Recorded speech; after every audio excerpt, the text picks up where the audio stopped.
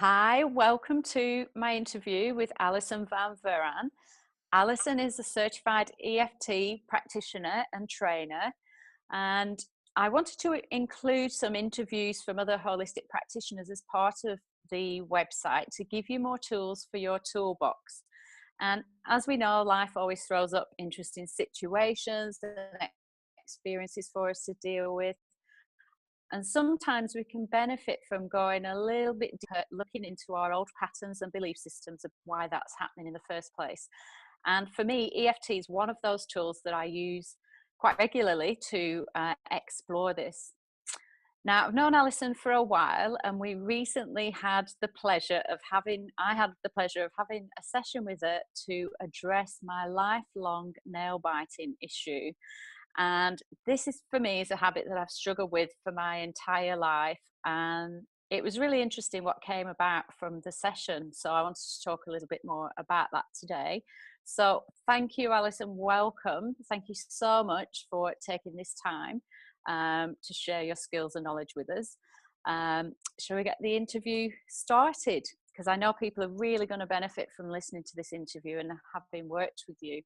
I just want people to be able to learn a little bit more about emotional freedom technique.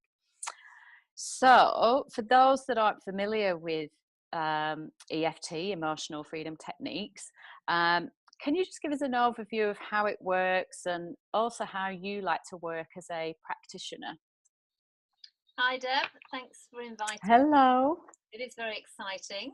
And yes, I've known you for a long, long time, years and years, and it's been a wonderful Yeah. we've had together of ups and downs, and more ups than downs, I would like to. Yeah. So yes, I'm very, very passionate about this amazing tool. And in a nutshell, EFT, more commonly called tapping, calms the nervous system down. So that's very, very simply put. And we're using the end points of meridians around the body. People know generally about meridians through acupuncture, but we're not using needles. We ultimately, what we do, for example, is we find our target. So we're focusing on a particular issue. Let's say stress. Sorry. So a lot of people relate to stress because it's in our everyday Yeah. life, humans.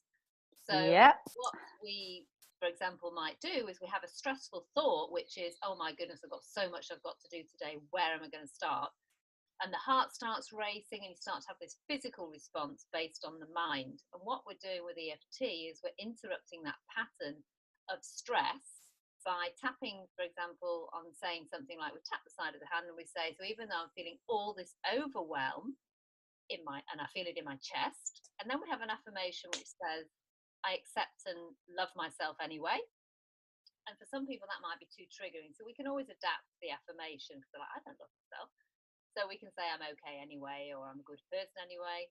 And then what we're doing is, as we're feeling that feeling of stress, we're then tapping these endpoints around the body. And we'll do a little demo later, won't we? But generally, you Yeah. tap these points around the body, which basically sort of kick-starts or reboots the energy system at the body being like an electrical circuit to go, actually, you're going to be okay. And we're moving along that block and that stress response, which is a habitual pattern that we get into.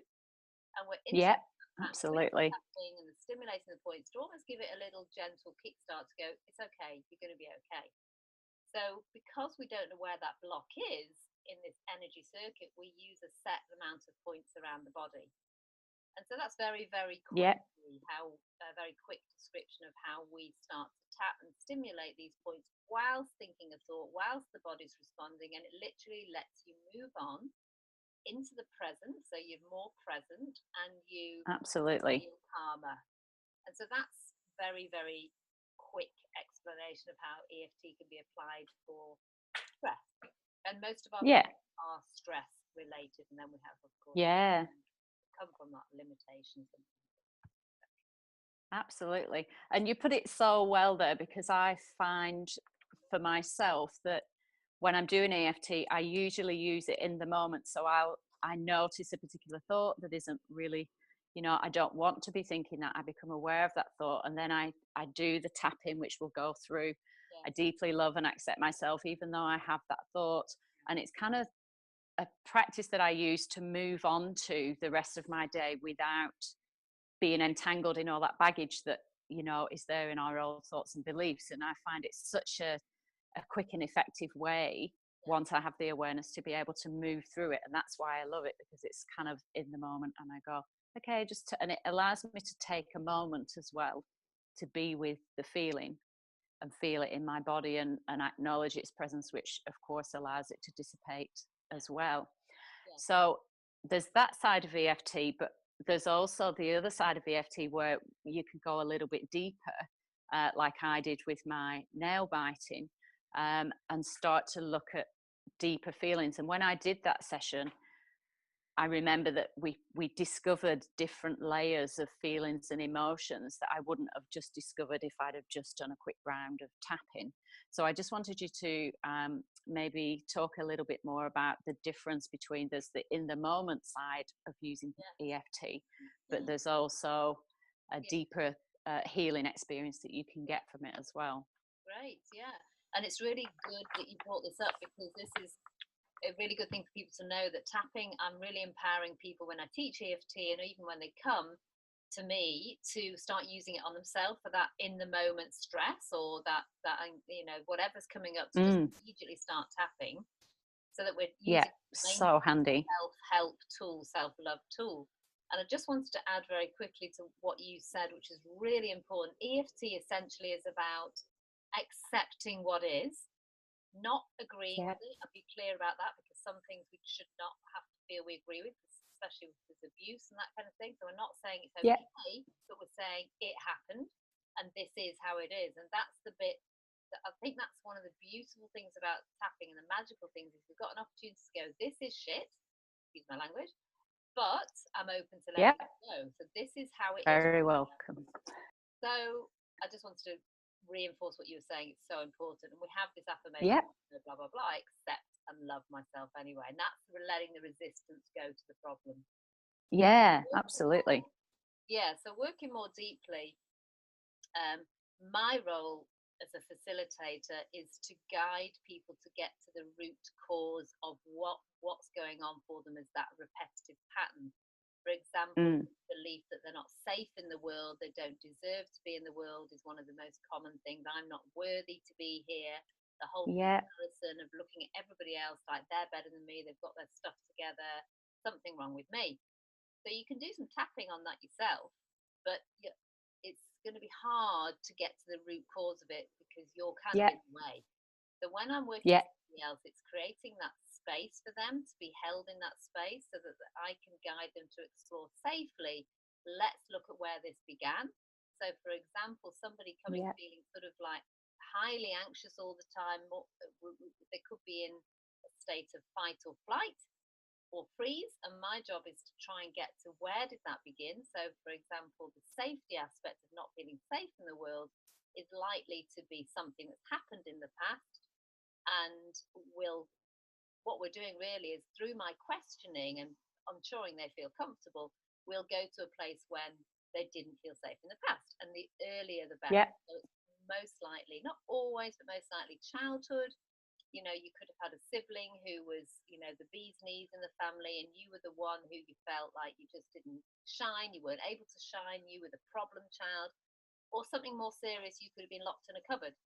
And this is, sadly, quite frequent that I get people sharing stories like this, that I was locked in a cupboard when I was naughty. So no wonder there's still this belief and this default of, I'm not safe in the world, I'm not safe, because their needs were not met in that experience. They were not supported out of fight, flight, freeze. They weren't given what they needed. So I'm taking them to that place to discharge all the negative emotional responses that come from that event, and also establishing, what did you make that mean? That's the real key as well. Asking questions like, how did that make you feel? Okay, I felt trapped, I felt powerless, I felt I had no voice, I felt unworthy. That's juice for me, because that's when we can explore all of that with tapping, and ultimately clearing that to allow that person to then tell the story and go, do you know what? That doesn't feel the same. I don't feel that way right now. And that's when when I know, we do all sorts of testing, that actually there's a sense of acceptance, true acceptance, and an ability to move on. But Yeah. before, so another part of this, and this is all, you see, I get excited about this. This is all trying to I know. really quickly. Me too. But what really is, the more and more I do this work, the more I really know deeply within myself and with clients. I'm always aiming, whether it's on the first session or the 10th session, to actually see if we can have that investigation. How do you feel about the other person who is involved in that? And we want to try and get them to a place, once we've tapped through it, to feel compassion towards them. Now that can be tricky, because you can imagine somebody's been abused really badly. My question has to be very delicate and safe to explore. How do you feel? What often happens, and this is where I do get excited, if they get to a place where they say, I'm actually feeling sorry for my mum now. She must have been in a bad place to put me in that cupboard. True healing to me is having compassion for yourself and others, and we call it forgiveness, don't we? Compassion. Yeah, I was going to say, yeah, it's a lot of, it's around forgiveness. And right. So that's what I'm ultimately at some point looking towards, having forgiveness for the situation, for yourself, for the other person, for what happened.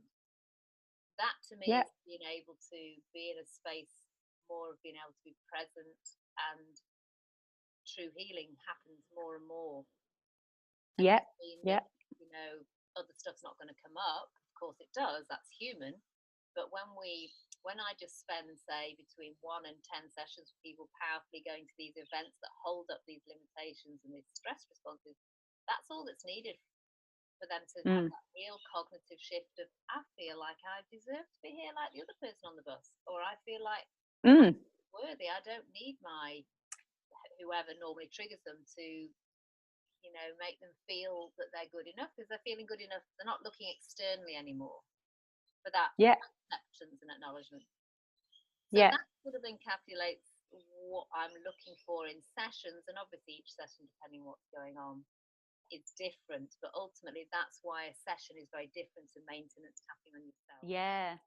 Yeah, absolutely. And I can relate to that, because when we went through my first session, as I said, we looked at different emotions, and they tended to be things like how I felt when I looked at my nails. So I tend to, or have in the past, like hidden my hands a lot in meetings at work, or I'm really conscious of hiding my hands. And I actually felt a lot of shame around how my hands looked, and what other people would judge me for, based on the fact that I just had the stumpiest fingernails I felt like on the planet. So there was a lot to do with that, but also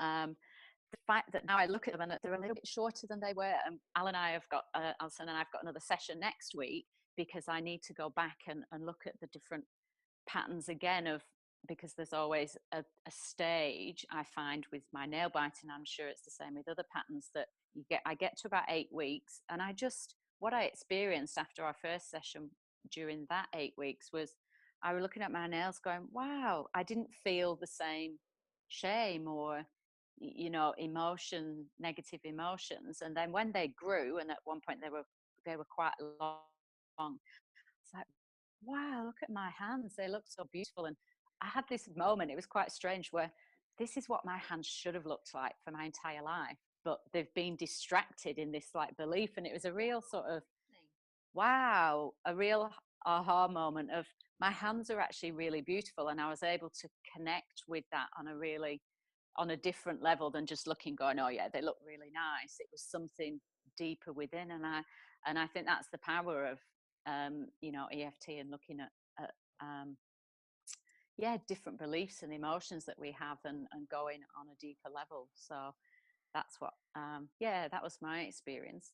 So I'm wondering if, just for the last few minutes of our interview, we can maybe share a technique that people can use for themselves that could be really useful. And I'm thinking something that potentially could be added to either before or after a yoga session, or that people could include as a daily practice, or, you know, including a practice that nurtures them in a lovely way. Good idea. So what maybe would be helpful for your yoga students is if I did a short tap along with you now, Yeah, what I'll get you to do sounds is good. just repeat quietly after me, so Yeah, that when your people are listening to the recording, they're not distracted by your response. They say their response. So yeah, just saying no very problem. quietly, and it would be probably helpful for anybody wanting to do this to do it before you do meditation or before a yoga session, because I'm imagining after Yeah, meditation, after yoga, you're in a relaxed state anyway. So it can yeah, be a really good thing to do. This, you can do this at the beginning of your day or before, at any time actually. But what we're going to do, which is a very, very common thing, and this is a really good short tap to incorporate into your day, is just that feeling of being stressed out and being overwhelmed. And I'm sure everybody who's yeah, listening can relate to that, no matter where yeah, you are in your life, no matter definitely. um, we can easily fall into the pattern, which is the future and past thing of, oh, I've got so much to do, how am I going to do it? And it's just this whole structure of our brain creating such discomfort in our body. And half of it's not the truth. It's just what we've Mm, made it mean according to our past.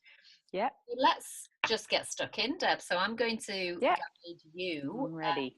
and I'm going to get you to the main thing with these short tap alongs is to really tune in, to really focus and find your target, because the Yeah, danger when you start tapping is you kind of go down all these rabbit holes and you don't really get resolution on anything. So when you do some tapping on yourself, try and just isolate one emotion and where it is in the body. yeah, So what we're going to do, so Deb, we're going to I'd like you listeners, actually I'll just refer to listeners, is to focus right now on all the things that you've got to do, all the tasks, and you've got a long list and there's almost too much, and you can get that sense of stress and overwhelm. So I want you to start to get that into your body, exaggerate the feeling. If you have to visualize or see your list in front of you or look around the room to get the trigger, feel it and mark that out of 10, because we do that in EFT, we get a rating. So 10's really strong and 0 is I'm totally fine. Just make a little mental note or you can write that down. Okay, and once you've got that, we're going to begin by tapping the side of the hand. And this is what we call the karate chop point. And we're going to have our affirmation. I'm going to keep this very simple. So even though I feel overwhelmed, I'm open to loving and accepting myself anyway. open to loving and accepting. Even though I feel this overwhelm in my body, Even though I feel this overwhelm. and notice where you're feeling in your body. I love and accept all of me anyway. And accept all of me anyway. So doing it twice is normally enough. Keep focused on where you feel the overwhelm, top of the head, where the crown is, tapping about 7 times gently. All this overwhelm and stress. All this overwhelm. And now the eyebrow where the hair begins. All this overwhelm, I've got so much I need to do. Side of the eye. All this stress, I can feel it right now. Under the eye. How am I going to get all this done? Think about your list, think about all the things you've got to do. Or maybe you're just feeling anxious before doing a meditation or yoga, under the nose. All this stress. Good, tapping the chin. This monkey in my mind. Collarbone. All this overwhelm, I can feel it right now. Good, tapping under the arm. All this stress. And tapping the ribs. It's underneath the nipple, normally where the bra line sits if you're girls. If guys, just tapping on the ribs, tapping all around there. Take your time here to just focus right in as you tap on what's stressing you out, what's stopping you from feeling calm, and take a big breath in. And whoosh it out, relax your shoulders. Take a moment to just notice the vibrations in your body. At this stage, you may be hopefully feeling a little bit calmer. For some of you who are new to tapping, it may be making you feel a little bit more hyped up. That's normal, that can happen. So we're just going to do a few more rounds to acknowledge that. So let's tap the side of the hand again. And as you tap the side of the hand, just make a little mental note. How strong is that stress now? Maybe it was a 9. See what number it is now and where it is in your body. Hopefully it's also moved to a different area. But even though I've been feeling overwhelmed, I love and accept myself anyway. Even though I feel this stress in my body, I'm open to letting this go right now. I'm choosing to feel safe, to feel calm and relaxed. Good, top of the head. I'm just going to say these words. This remaining stress, notice where it is in your body. Eyebrow. This remaining anxiety, side of the eye. I no longer need to hold on to this. Under the eye. Choose to feel safe to be here now. Under the nose. I choose to be at peace, right here, right now. Tapping the chin. I'm doing the best I can. Good, tapping the collarbone. I'm good enough, right here, right now. Stay on the collarbone, nice big breath in. Relax the shoulders on the out breath. Just going to go under the arm. I choose to be here right now. Tapping the ribs, and notice maybe you're feeling a little bit more connected and grounded. It's safe for me to relax and be here now. Good, and we'll just stop tapping. Just take a moment again, because you do have the time, despite what your mind is trying to tell you. Take a moment to bathe in this nice relaxed state. Taking a nice big breaths in and out. Focusing on your heart space. You may want to put your hands on your heart. And just breathing into your heart. You can think of a colour and sending that beautiful, calm, loving state out.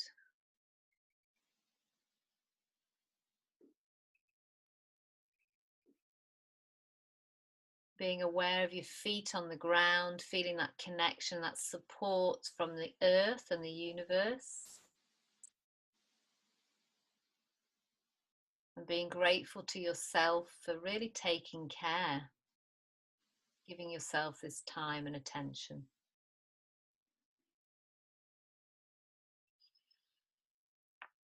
Okay. So just notice how you feel, and hopefully you're feeling more relaxed. How was that for you? Fun. Just amazing. As soon as we got to the first under, around the bra line, just had this like real, it just kind of just drops away, and that's what I love about it. And I just, feel so different now. I'm just like, I can do this, or I feel more in my body, I feel more in the moment, and just, really calm and really excited about this work, and to be able to share it with my students, because I found it so valuable, and I've, for the last few years, continued to use it more and more. Thank you. That was amazing. Well, thank you, Deb. Thanks so much for inviting me. And it's all right. Could I just ask before you go, sorry to butt in, can you, as you kind of summarize, can you also tell us where people can find more information, your website and things like that? Oh, thank you, Deb. That's very sweet and kind of you. So my website, I think, I'm not sure how to put a link underneath this, but I'm sure we can. But it's Happisoul. Yes. So it's HAPPISOUL.com. And hopefully we can get my mobile number under there as well. Yeah, so I work one-on-one with people in freshwater near Manly in New South Wales, but I also do a lot of Skype sessions, which are equally as effective. Yeah. But if it's okay to just quickly share, I've actually got, because I teach level 1 and 2 workshops, which people can do just for personal benefit, but Yeah. go on to become practitioners.